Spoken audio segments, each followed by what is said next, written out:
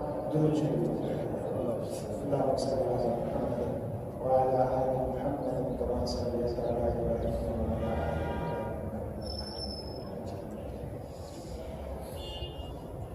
عزتمند مسلمانان، ما ستاسو د وړاندې د قرآن مجید یو مختصر آیات تلاوت د الله پاک دربار ته سوال دی چې الله پاک باندې د صحیح بیانات وکړي، تاسو د صحیح اوریدلو وکړو، ما ته او تاسو ته ټول انسانیت ته د عمل کولو. پیغمبر علیه السلام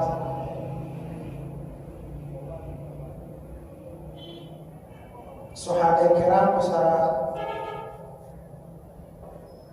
هر وخت په ناسته کوله. یو ځل جومات ته راغی، صحابه کرام ناست وو، تپوس دې کوي تاسو څه مقصد لپاره راجمع شوي. صحابه ورته وفرمایل یا رسول الله د الله ذکر کوو، د الله یاد. پیغمبر علیه السلام د هغوی تعریف وکړ، وی دا دومره مبارک مجلس دی، ما د الله حکم وکړ چې لاړ شو دغه مجلس کې کښېنه.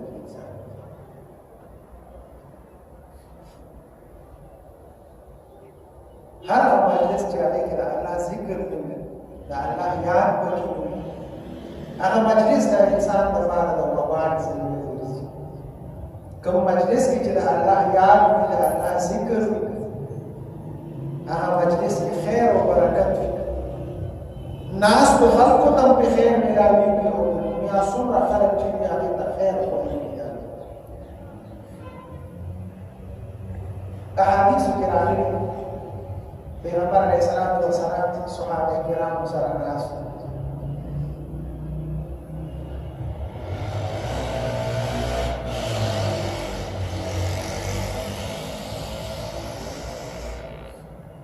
مزیدار مجلس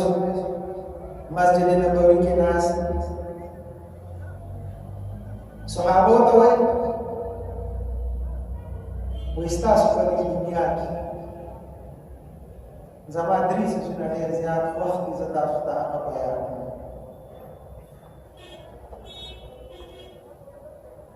پیغمبر علیه السلام ورته وفرمایل وایي یو زما خوشبویي ډېره خوښه ده.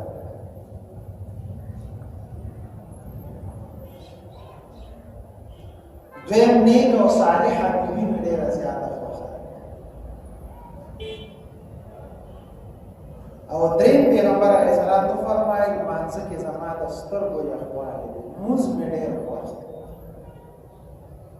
دا درې خبرې پیغمبر علیه السلام صحابو ته وکړې. دا یو اوږد او تفصیلي حدیث دی. هغې پسې بیا حضرت ابوبکر رضی الله تعالی عنه هغه خپل درې خوښ صفتونه بیانوي، بیا حضرت عمر رضی الله تعالی عنه بیانوي، بیا حضرت عثمان او حضرت علی نمبر په نمبر خلفای راشدین هم هغه خپل چې کوم خوښ صفتونه هغه یاد کړل، د هغې ذکر کړی. په دغه وخت کې حضرت جبرائیل راغی او جبرائیل علیه السلام وایي چې زه الله رالیږلی، زما م یو درې صفتونه خوښ دي، هغه هم زه تاسو ته هغې هم ورته بیان کړل. او بیا وفرمایل چې الله پاک ما ته وفرمایل چې ورشه او الله وایي چې زما م یو درې صفتونه خوښ دي، زه هغه هم درته بیانوم، هغه په حدیث کې ذکر دی. دا یو اوږد حدیث دی.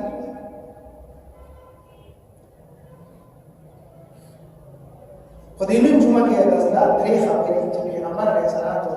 کومې خوښې کړي د هغې ذکر کوو. پیغمبر علیه السلام وفرمایل چې زما خوشبویي ډېره خوښه ده. خوشبویي د ظاهري بدن د صفایۍ لپاره یوه هم ذریعه ده.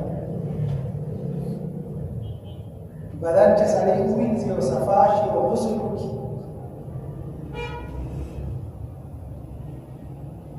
او بیا ورپسې سړی خوشبویي ولګوي، نو هسې صفایي هغه خو سړی په خپله بدن باندې محسوسوي خو چې کله عطر ولګوي نو د هغه صفایي بیا نور خلک هم محسوسه کړي چې دا صفا حسن سړی دی. ماحول هغې سره خوشګوار کېږي. هغه خلک چې هغه خوشبويي لګوي خلک ورته نږدې کېږي، مینه محبت ورسره کوي. دې وجې نه پیغمبر علیه السلام په خوشبويي ډېره خوښ. حضرت انس رضی الله تعالی عنہ فرمایي وای ما ټول عمر د پیغمبر علیه السلام خدمت کړې، قسم خوشبویان ما بوی کړي، خو د پیغمبر علیه السلام د خولې نه چې به کومه خوشبویي تله هغه ما چاته نه محسوس کړی. ډېره ناشنا خوشبویي د مشک او د عنبرو نه هم زیاته خوشبویي ده. ام سلیم یو بیبي ده، هغې به د پیغمبر علیه السلام ماشومان بیا راولېږل، شیشه به یې ورته ورکړې وه، ویې ورشي او دې کې د پیغمبر علیه السلام د بدن مبارک خوله راوړه، نو هغه خوله به هغې جمع کوله او هغه به یې نورو عطرو سره ملاوله او بیا په مدینه منوره کې چې به چېرته د یو زنانه واده نو ام سلیم مشهوره وه، ویې ورشي د ام سلیم نه خوشبویي راوړئ چې دې ناوې ده نو د هغې د کور خوشبویي دا به بیا خلک وړه او ناوې نه بیا نو د پیغمبر علیه السلام د خولې مبارکې لاړې د هغه د خولې خوشبویي هغه هم د مشک او د عنبرو نه زیاته وه او د پیغمبر علیه السلام د بدن خوله د هغې خوشبویي هغه هم د مشک او د عنبرو نه زیاته مزېداره. په مدینه منوره کې یو کور هغوی به همدغسې د پیغمبر علیه السلام ته خوله مبارکه وړه. هغه د حدیثو کې الفاظ راغلي دي د هغې لپاره، وایي دا د خوشبویانو کور، هغوی به کور کې ساتله ځان سره، د هغې کور په هغه لار چې به څوک تېرېدل د هغوی د کور نه به خوشبویۍ راتلې مزېدارې، نو خلکو به وایي دا د خوشبویانو کور، لکه د عطري د دوکان مخې ته چې سړی نو د پیغمبر علیه السلام د لاړو مبارکونه د پیغمبر علیه السلام د خولې نه دا خوشبویانې تاکید راغلی دی حدیثو کې پیغمبر علیه السلام فرمایي چې تاسو جومات ته ځئ نو تاسو بدبودار بوټي مه خورئ، یعنې هوږه، پیاز وغیره وغیره، نسوار، سګرټ، دا ټول دغې کې راځي چې تاسو هغه په استعمال ځکه فرشتي لطیف مخلوق دی، هغوی بدبویي لږه بدبویي هغوی محسوسوي، نو کوم ځای کې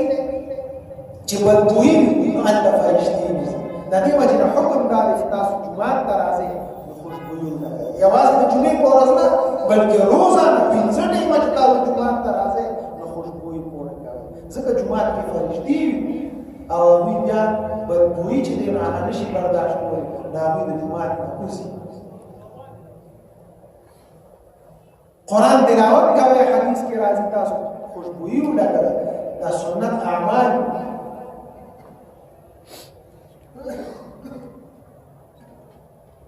نیو پیغمبر علیه السلام وفرمایل وی خوشبویي زما ډېره زیاته او دویم پیغمبر علیه السلام وفرمایل نیکه بیني زما ډېره دې حدیث کې پیغمبر علیه السلام اول کې صحابه کرامو ته وایي ستاسو په دې دنیا کې خپله دنیا ورته نه ځکه پیغمبر علیه السلام دنیا سره بلکل تعلق لري، نو صحابو ته وایي ستاسو په دې دنیا کې زما دا درې څیزونه ډېر خوښ دي، یو خوشبویي او یو نیک او صالحه یو بل حدیث کې پیغمبر علیه السلام فرمایي الدنیا كلها متاع، دا دنیا ټول اسباب دي، سامانونه دي.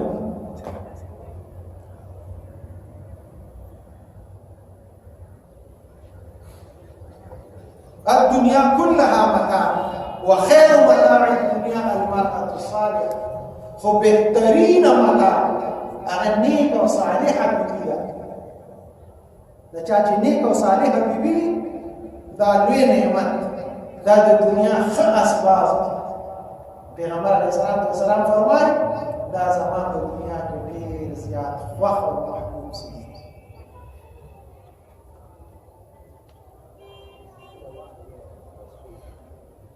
د پیغمبرانو لپاره څومره بیبیانې چې منتخب شوي دي هغه په اسمان کې انتخاب راغلی.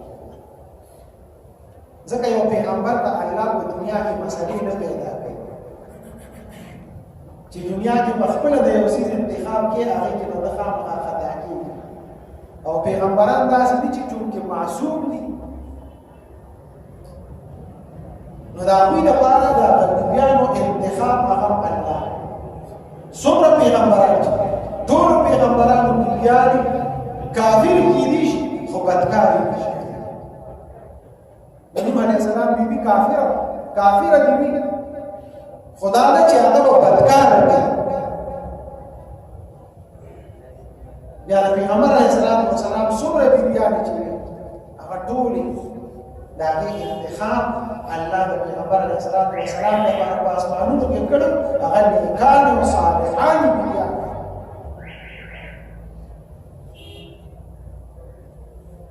د دې وجه د پیغمبر علیه السلام او صحابو ته دا ترغیب ورکړ چې تاسو بیبي کوئ، ښځه کوئ، واده کوئ، نو هغې کې د دولت خیال مه ساتئ چې یاره دا د مالدار. هغې کې د حسب او د نسب خیال مه ساتئ چې یاره دا ډېره ښه خاندان سره تعلق سره. نه، د تقوا خیال یې وساتئ چې دا څومره تقوادار ده، دا څومره نیکه بیبي ده. هغه بیبي خیر متاع الدنیا المرأة الصالحة، نیک او صالحه بیبي هغه چې دا هغه د دنیا بهترینه متاع، هغه د دولت نه ښه ده، هغه د حسب او نسب نه ښه ده، هغه د جایدادونو نه ښه ده چې تا ته سکون درکړي، آرام درکړي. د دې وجې نه صحابه کرام په دغسې د نیکانو او صالحانو بیبیانو تعالی او هغې کې به چا سره دښمني نه کوله. ځکه چې کله سړی په ضد شي، مقابله کې شي، یو بېکاره ښځه وکړي، دې د مقابلې څیز نه دی. او د هغې دپاره په احادیثو کې موږ ته مثالونه راغلي. یو صحابي دی هغه بل ته راغی وی دغه کور کې زما رشته خوښه شوې ده، ته ورشه زما دپاره سفارش ورته وکړه چې دا رشته ماله راکړي، د دې لور خور رشته را سره وکړي. هغه صحابي ورته وی بلکل زه به لاړ شم. ورغله هغوی سره کېناست، خبره یې ورسره وکړه چې دغسې هغه فلانکي صحابي دی، ستاسو لور خور غواړي که تاسو ورته ورکړه ډېره به ښه. هغوی ورته ویلې نه هغه له خو یې نه ورکوو، که ته غواړې نو تا ډېر درکوو. ده ورته ډېر سفارش وکړه چې نه زه هغه رالېږلې، بده خبره ده چې اوس ما ډېر راکوه. غرض به د دغه صحابي دا شي چې یاره دا خو د ځان نه ده وغوښته، نو تاسو ما ملامته کوئ، ما هغې له یې ورکړئ، نو دا به ډېره خو هغه کور وانه په هغې کلک شولې نه، که ته غواړې نو تا له درکوو. او هغه له یې ورکړه. هغه ورته ویل راځئ بس ټیک سمدستي یې نکاح وشو هغه مجلس هغه ښځه راغلې. واپس راغی صحابي له او هغه ته یې ویل یاره زه خو ورغلم ستا دپاره مو سره ډېر خبرې وکړې، سفارش وکړو، خو هغوی سفارش زما قبول نه کړ او هغوی راته وویل چې تا له یې درکوو، هغه له یې نه ورکړو. نو هغې سره زما نکاح وشوه په هغه مجلس کې او هغه زما ښځه. نو هغه بل صحابي به دې خفه نه شو، بلکې هغه ته معذرت وکړه، وایي ما ته معافي وکړه، دا ښځه خو الله ستا په قسمت کې لیکلې وه او ما ستا په قسمت کې لټې وه، نو ما ته معافي وکړه، زه درته معافي وکړه، دا خو الله ستا دپاره لیکلې. نو صحابه کرام داسې وو، هغوی به په دې رشتو کې جګړې نه کوي. تاسو وګورئ نن سبا خلک جګړې کوي په رشتو باندې، ما له یې راکړه او بل یې ورکړه، زموږ به صدقه پر خادم پاتې نه، دا الله د هغه په قسمت کې لیکلې ده. رشتې خو یې په اسمانونو جوړېږي، نو بیا ولې موږ خفګان کوو په دې باندې؟ دا د صحابه کرامو ژوند زموږ لپاره یو نمونه ده. او څومره چې دا جګړې خلک کوي په رشتو باندې، فسادونه خورېږي، دښمنۍ خورېږي، دې سره خاندانونه تباه شي. نو پیغمبر علیه السلام فرمایي چې یو مې خوشبوی ډېره خوښه ده او دویم مې صالحه بیبي ډېره خوښه ده. زمون په علماء کې یو عالم تېر شوی احمد علي لاهوري رحمه الله د کراماتو خاوند د کشف خاوند سیک خاندان سره تعلق ساته ټول خاندان یې سیکان هغه د خپل واده کیسه کوي زما واده څنګه او ما له خدای پاک څنګه صالحه ښځه هغه فرمایي وایي ما دارالعلوم دیوبند کې اخري درجه کې سبق وې دورې کار وایي ناستو دارالحدیث کې سبق وې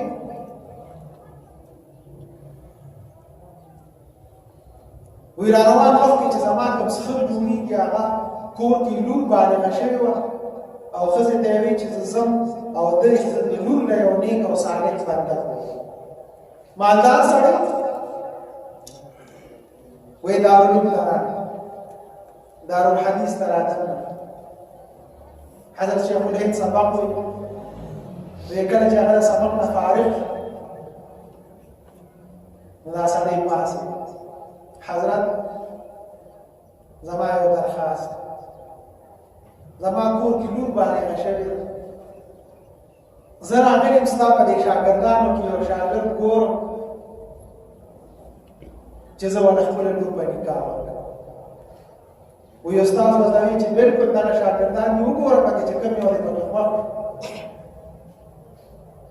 وایي زما را روان سخر جوړېدونکی سخر هغه وایي داسې طالبانو ته کتلې وایي ګوته یې په ما باندې کېښوده چې دا طالبونه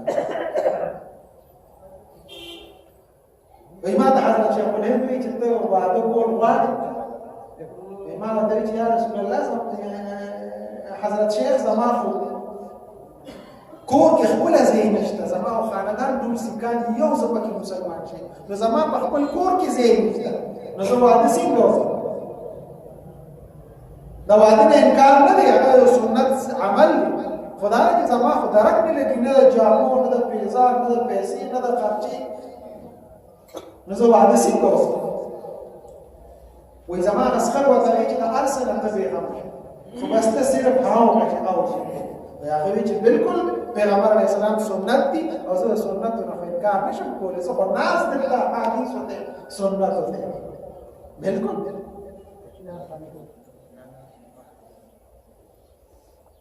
وی هغه سړي ما ته وایي چې سبا به موږ راځو او دلته به نکاح ته وو سبا د مازدیګر د مازدیګر لمانځه نه وروسته به نکاح وایي زما ملګري چې موږ چوټي شوه کله کمرو ته لاړو د شپې راپسې ملګري وختل چې هلکه ځان خو یو لوړه جامې جوړه کړه سبا د نکاح ده وایي ما ورته وایي که واده په جامو باندې نو بیا زما جامې نشته زه واده نه کوم دغه یو جوړه کپړې دي که دې کې راغلي خو ډېره ښه دی که نه راغلي ښځه ورکړه وایي هغوی راته وایي چې ښځه نوې نه شي جوړولی نو داسې خیرنې دي دا لږې وباسه ووینځه ما ورته وایي چې دا کار کولی شي وبې وایي د شپې هغه کپړې ما ووینځه څادر نه مې لږ ووه یوه جوړه جامې مې وې نورې کپړې خو وې نه نو پخوا خو غټې د خمتا غټې جامې به وې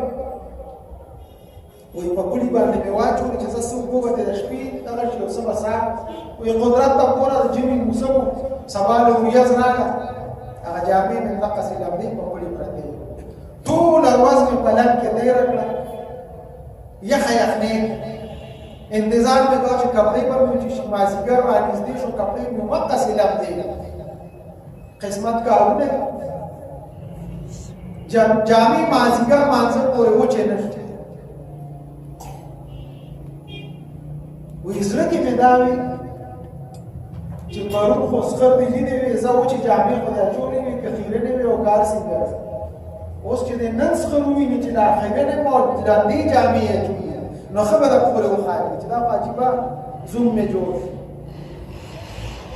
وی خیر مازدیګر مانځله مې هغه کپړې واچولې لمدې یخه یخني وه او ورځ وه د ژمي موسم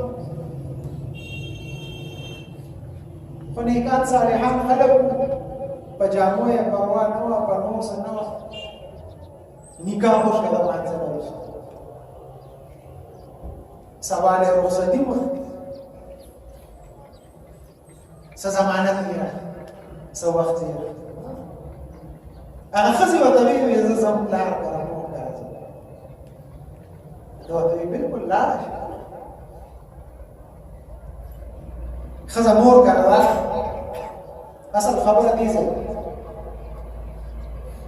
مور سره لګیا ده مور دې تپوس کوي بچي پردي کور ته تللی وي څنګه ستا د خاوند کور څنګه خلک عام طور دغه تپوس کوي د لور کور هغه لور ورته وایي مورې تا خو به ما ته د جنت صفتونه بیانو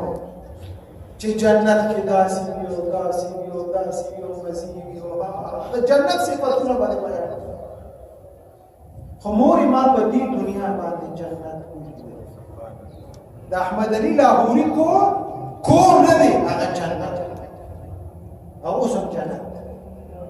نو د احمد علي لاهوري کور کې صوفې پکې پرتې ډبل ګړې پکې پرتې قالینونه پکې خواره شي هېڅ هم نه خو د احمد علي لاهوري تقوا او پرهیزګاري او دغسې نیکان او صالحانې بیبیانې چې وي نو هغه دغسې صالحانو او نیکانو سره وخت تېروي او د هغه کور ورته جنت ښکاري اصل سیستم دی نه خو عبادت دی تقوا ده پرهیزګاري ده د دنیا په دې اسبابو کې په دې فومونو کې او په دې قالینونو کې او په دې ډبل بیډو کې او په دې صوفه سیټو کې دې کې خفګانونه دي او غمونه او پریشانۍ دي پکې زمونږ دا خیالي جوړې سامان چې موږ څومره ډېر وکړو هغومره به خوشحالي ورسره ډېره ده خوشحالي دنیا کې نشته خوشحالي عبادت کې ده تقوا کې ده پرهیزګارۍ کې ده نو عزتمن پیغمبر علیه الصلاۃ والسلام فرمایي چې زما درې څیزونه خوښ دي یو مې خوشبویي ډېره خوښه او یو مې صالحه بیبي ډېره زما او دریم پیغمبر علیه الصلاۃ والسلام فرمایي مونږ زما د سترګو یخوالی عزتمن دا څومره عبادتونه چې دي دا څومره احکامات چې الله نازل کړي روجه ده او حج ده او زکات ده او حلال ده او حرام ده دا ټول احکامات الله په دې ځمکه پیغمبر علیه السلام ته ورکړي او یو موږ داسې عبادت دی چې دا خدای پاک اسمانونو کې پیغمبر علیه السلام ته د ګفت او د تحفې په شکل باندې ورکړي الصلاة معراج لاندې لاشه لاندې بیسمنټ کې ځای شته دی الصلاة معراج المؤمن منځ د مؤمن معراج دی وګوره پیغمبر علیه السلام الله غواړي وي اسمان ته راشه زه تا سره معراج پیغمبر یې غوښتل حضرت موسی علیه السلام سره په ځمکه خبرې نه کوي موسی علیه السلام ته چې به کلم وي کوی دور ته راشه نو غر ته به وخېږي او نو هلته به ورسره خبرې وکړي الله مونږ باندې څومره غټه مهرباني کوي پنځه ټیمه الله مونږ سره خبرې کوي معراج را سره کوي پیغمبر علیه السلام خپله فرمایي مونږ معراج دی نو معراج دی الله سره خبرې که یو سړی قسم وکړي مونږ یې وکړه چې ما الله سره خبرې وکړي نو دی حانس نه دی د ده قسم دی د الله سره خبرې وکړي استاد ووایي دغلته سګرټ وڅکي دلته جومات ته رامنډه کړي خوله هم نه کم کوي نسوار وغورځوي دغلته بار او رامنډه کړي جومات ته په اسخا خوله الله سره خبرې کوي په دې ګوداره خوله باندې الله سره خبرې کوي ځکه خو پیغمبر علیه السلام فرمایي چې تاسو به ګودار بوټي چې هغه حلال څیزونه دي هغه وخورئ نو جومات ته مه راځئ ځکه دي که خو تاسو الله سره معراج دی الله سره خبرې دي سبحانک اللهم یا الله ته ډېر لوی یا الله تا ستا ډېره ثنا ده وبحمدك وتبارك اسمك سمع الله لمن حمده ربنا لك الحمد الله اكبر الله ډېر دی سبحان ربي العظيم سبحان ربي الاعلى دا ټول خدای پاک سره خبرې نسوارو پسخا مردار خوله باندې او چې سګرټ دې څکي دي یو جومات ته راشي په دې خوله ته الله سره خبرې کوي عزتمن لمونځ دا معراج دی پیغمبر علیه السلام فرمایي دا زما د سترګو یخوالی دی پیغمبر علیه الصلاۃ والسلام د وفات په وخت حضرت اسرائیل راغی یا رسول الله صلی الله علیه وسلم کی اجازه وي الله تاسو سره ملاقات کول غواړي او الله دې ځان ته غواړي پیغمبر علیه الصلاۃ والسلام ته فرمایي لا شو الله ته وایي چې زما امت زه هم لاړ شم زما امتیان بس حضرت اسرائیل الله ته عرضوا يا رب العالمین ستا محبوب خدا سي وي چې زه خو زم د دنیا خو زما د امت ما سره خو د خپل امت غم دی اسرائیل ته وی لا شاهد وایي چې ستا د امت باندې بس ما کړی تر اعظم پیغمبر علیه السلام ولې اجازه ورکړه روح یې دیوا سبندوګه سي کړي او حدیثو کې راځي دا منځ دا الله موږ را کړی دا هر سیز د کلاو چابيان الله وی چې زمانہ غواړي سره نه غواړي په منځ باندې چې زه لګا تاسو څه مشکلات کاغه د دنیا دی او د آخرت دولت غواړي او چې نه الله نه غواړي په منځ باندې که عزت غواړي او د الله نه غواړي که جهاد غواړي او د الله نه غواړي که څه غواړي ستا حاجت دی الله په منځ باندې وغواړه الله څومره لوی بدل دی دا نعم البدل د پیغمبر علیه الصلاۃ والسلام زمونږ الله واغږ خدای په بدله کې موږ له سره کړ مونږ یې راکړ چې دا موږ تاسو کوي عبادت کوي د الله تاسو ټول حاجتونه ورکړي بیا تاسو پیغمبر ته ضرورت نشته غرض ده نموز اهم عبادت دی عزتمند د قبر کې اخرت کې ولومبه تاسو الله دې ځکه پیغمبر او منظمه وخت منظمه سترګو یقوال دا درې سونه پیغمبر علیه السلام وخت کړ ابو بکر صدیق ناس یا رسول الله زمان درې سونه وخت یا رسول الله ز بیان کړ هغه وته او بالکل بیان روان جمله به ان شاء الله کم درې سونه چې ابو بکر صدیق بیا وخت کړی دا غي ذکر وکړو حضرت عمر وخت کړی حضرت علي او حضرت عثمان وخت کړی او بیا حضرت جبرائیل او الله چې کوم درې سونه وخت کړی روان جمله به ان شاء الله بیان دا په کې زموږ لپاره د عبرت او څه خبرې الله دې ټول